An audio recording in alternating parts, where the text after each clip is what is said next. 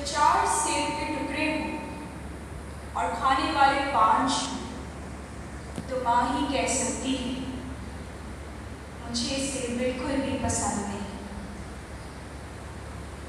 دنیا میں وہ کون سی جگہ ہے جہاں ہر غلطی ہر گناہ بآسانی معاف ہو جاتا ہے؟ جی ہاں، میری ماں کا ہے۔ جب کوئی شخص تھکا آیا گھر آتا ہے تو باپ پوچھتا ہے کیا کمایا؟ بیوی پوچھتی ہے کیا بچایا؟ اولاد نے پوچھا کیا لایا؟ ماں پوچھتی ہے کچھ کھایا؟ اسی طرح ماں اپنے چھوٹے سے بچے کو پل پار کرواتے وقت کہتی ہے میرا ہاتھ مضبوطی سے پکڑ لو۔ بچہ کہتا ہے نہیں ماں، آپ میرا ہاتھ پکڑ لیں۔ ماں نے پوچھا دونوں میں فرق کیا ہے بیٹا؟ اگر میں نے آپ کا ہاتھ پکڑا تو شاید کسی مشکل کے وقت اسے چھوڑ دوں، لیکن اگر آپ میرا ہاتھ پکڑیں گے تو پھر آپ اسے کسی صورت نہیں چھوڑیں گے۔ بچے نے پورے اعتماد سے کہا۔ ماں کی نوکری 9 سے 5 تک کی ڈیوٹی نہیں ہوتی، 24 گھنٹے کی مشقت ہوتی ہے۔ دن 12 سے رات 12، رات 12 سے دن 12، بلا حل و حجت، بلا شک و شکایت اور بے حد دل جمائی اور خوش اسلوبی کے ساتھ نبھائے جاؤ۔ نہ کوئی تنخواہ، نہ الاؤنس، نہ چھٹی، اور اہلیت و تربیت تجربے کی تو کوئی قدر و قیمت ہی نہیں، اور مرتے دم تک استعفے کا تو سوال ہی پیدا نہیں ہوتا۔ جی ہاں، یہ ذکر ماؤں کا ہے جو ہر نماز محبت کی پہلی اذان ہے۔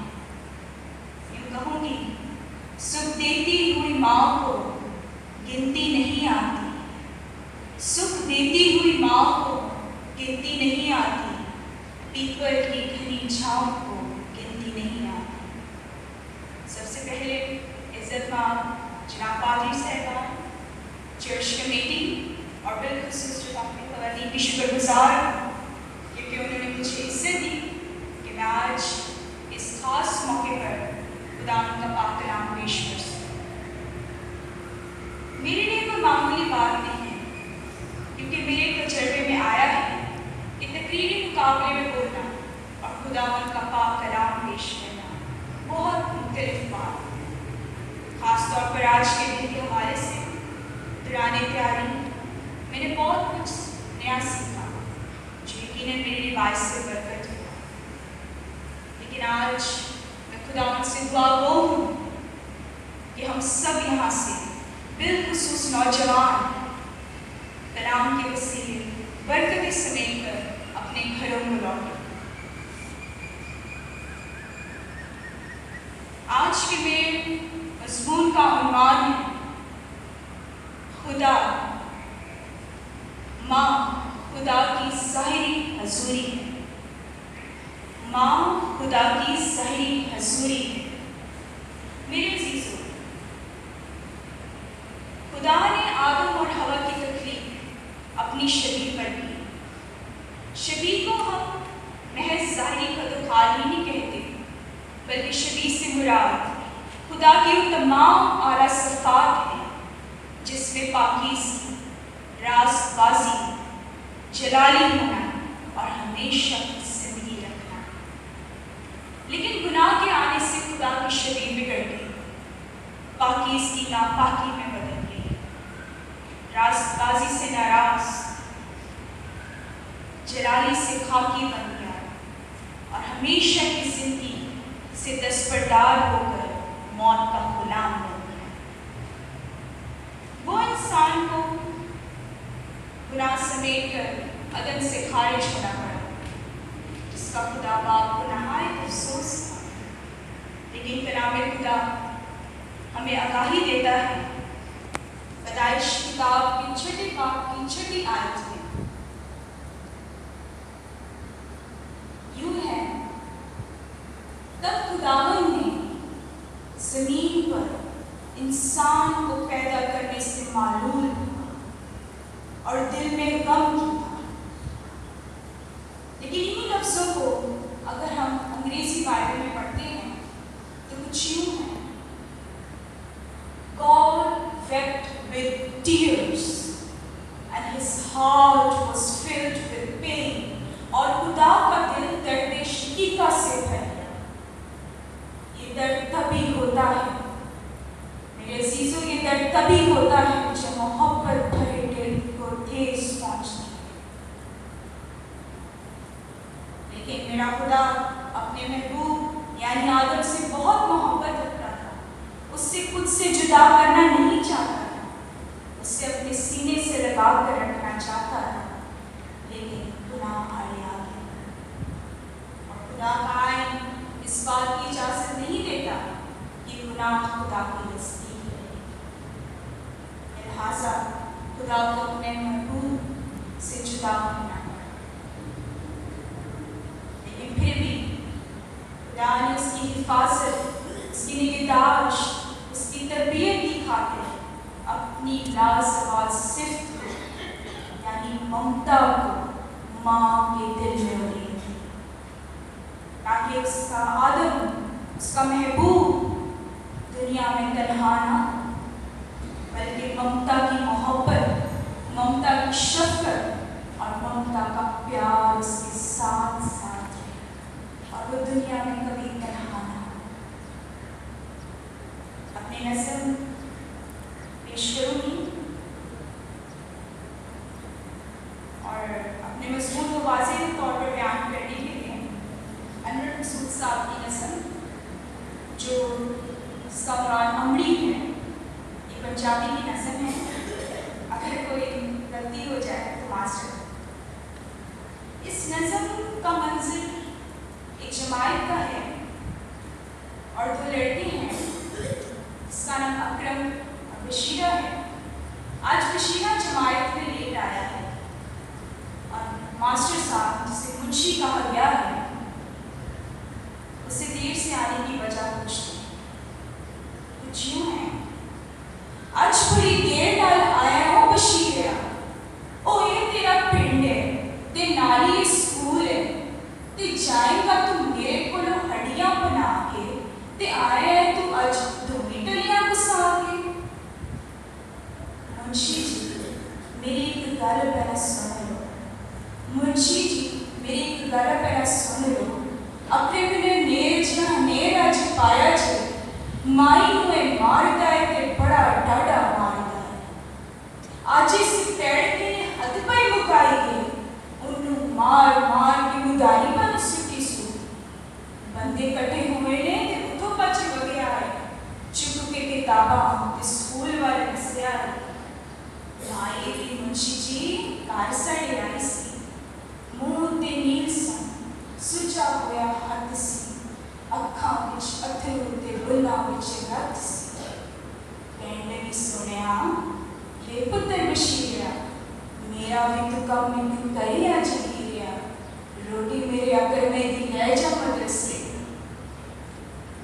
مائی دی منشی جی گھر ساڈے آئی سی، منہ تے نیل سن، سجا ہویا ہاتھ سی، اکھاں وچ اتھرو تے بلاں وچ رت سی، کہن لگی سنیا وے پتر بشیرہ، میرا بھی تو کم میں کری آج گیریا، روٹی میرے اکر میں دی لے جا مدرسے، اج پھر ٹر گیا میرے نال رس کے، تے گیو وچ گنے کے پراٹھے اس پکائے نے، ریج نال رنیا سو آنڈیا دا حلوہ، تے پونے وچ بن کے میرے ہاتھ دتی سو، ایہو گل آکھدی سی مڑ مڑ منشی جی، چھیتی نال جائیں بھی با، دیریاں نہ لائیں بھی با، اودیاں تہلوس دیاں ہون گیاں آندیاں، بکا پانا آج سکولے ٹرے گیا ہے، روٹی انہیں دتی جی، تے میں بچہ لگا آیا جی، اکرم نے نیر جا نیر اج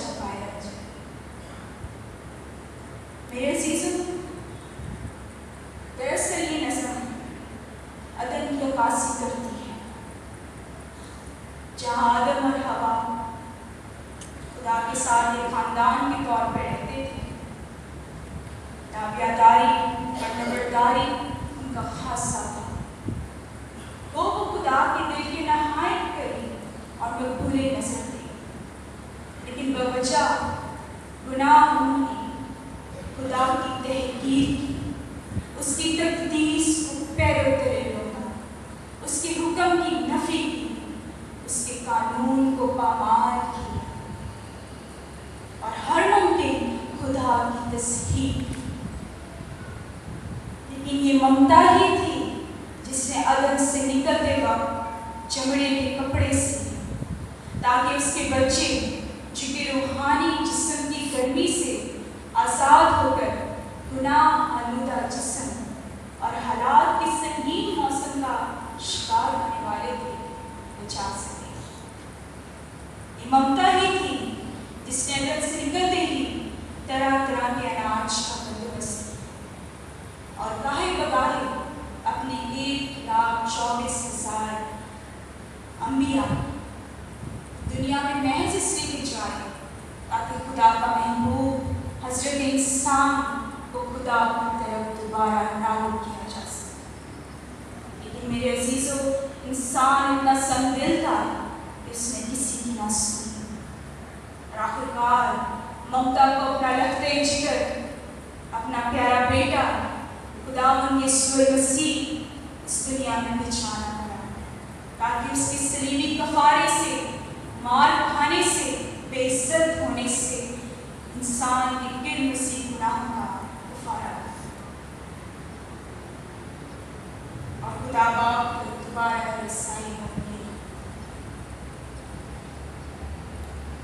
آج ہمیں خدا کی اس ظاہری حضوری کو پہچاننے کی ضرورت ہے، یعنی ماں کو ہمیں پہچاننے کی ضرورت ہے، جو ہماری غمخوار، ہماری مددگار، ہماری پرورش کرنے والی، ہمیں خوش جگہ پر سلانے اور خود گیلی جگہ پر سونے والی، ہماری خوراک کی فکر کرنے اور خود بھوکی رہنے والی، ہمیں زندگی دینے اور خود موت کو گلے لگانے والی ماں، جو اپنی بہتری نہیں چاہتی، ماں جو سب کچھ سہ لیتی ہے، ماں سب باتوں کی امید رکھتی ہے، ماں سب کچھ کا یقین کرتی ہے، ماں خدا کی تخلیق میں خدا کے ساتھ، خدا کی نمائندہ، خدا کی سفیر، خدا کا اوتار ہے،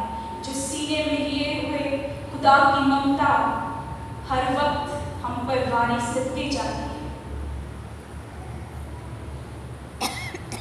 آج ہمیں خدا کی ظاہری حضوری یعنی ماں کو عزت کرنا ہے، اس کا احترام کرنا ہے۔ میرے عزیزوں، اگر خدا کے علاوہ کوئی سجدہ روا ہوتا تو یقیناً ماں ہی اس سجدے کے لائق ہوتی۔ تھوڑی دیر کے لیے اگر ہم مسیح خداوند کی زندگی پر غور کرتے ہیں تو انہوں نے ہمیشہ بچپن، لڑکپن، جوانی میں اپنی ماں کی عزت، ان کی فرمانبرداری کی، ان کی پرواہ کی، حتیٰ کہ صلیبی موت سہتے ہوئے بھی وہ اپنی ذمہ داری سے غافل نہ ہوئے اور اپنی ماں کے لیے اپنی شاگرد یعنی یوحنا کو ذمہ داری دی کہ وہ ان کی ماں کی خدمت کرے،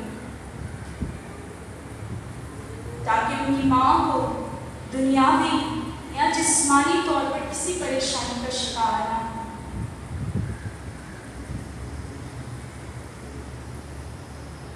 آج میں اپنے نوجوانوں کو ایک مشورہ دینا چاہوں گی